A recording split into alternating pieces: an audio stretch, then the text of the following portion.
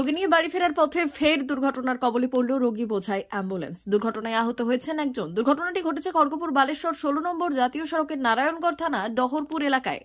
জানা গিয়েছে বুধবার রাত্রি 2:20 নাগাদ ওড়িশা থেকে রোগী নিয়ে মেদিনীপুরের শালবনির পিড়াকাটাতে ফেরার পথেই পেছন থেকে কোনো এক অজানা গাড়ি ধাক্কায় নিয়ন্ত্রণ হারিয়ে জাতীয় সড়কের ধারে থাকা গাছ ভেঙে উল্টে যায়।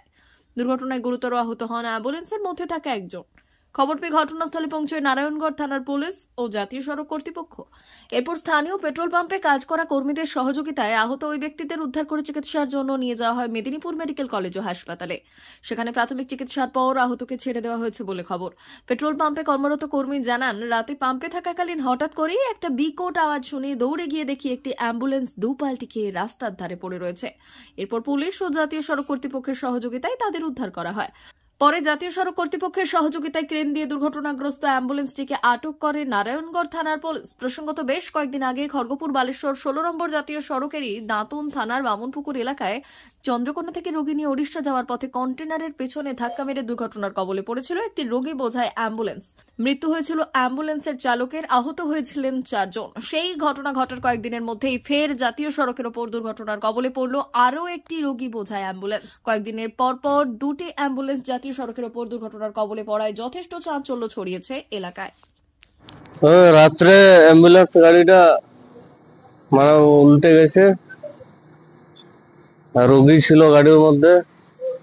রোগীর সাথে 1-2 জন ছিল ফ্যামিলি।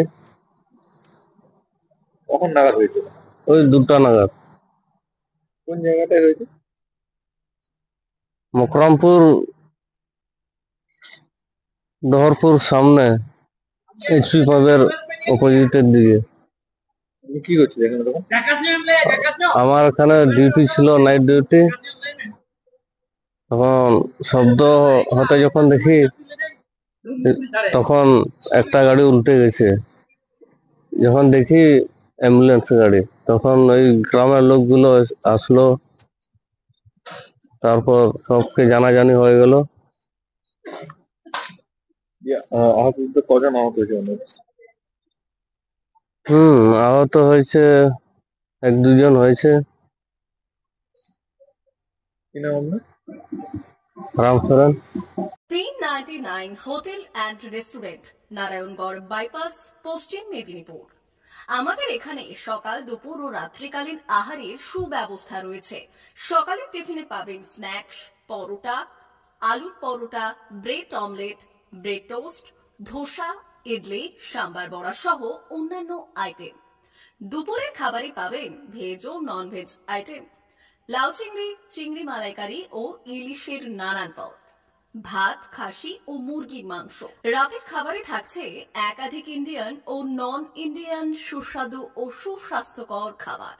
সুলভ মূল্যে ও পরিচ্ছন্ন খাবারের একটাই ঠিকানা, P99 hotel and restaurant, Narayangarh bypass, Narayangarh, পশ্চিম মেদিনীপুর। বিশেষ দ্রষ্টব্য, আমাদের এখানে সকল অনুষ্ঠানে খাবারের অর্ডার নেওয়া হয়।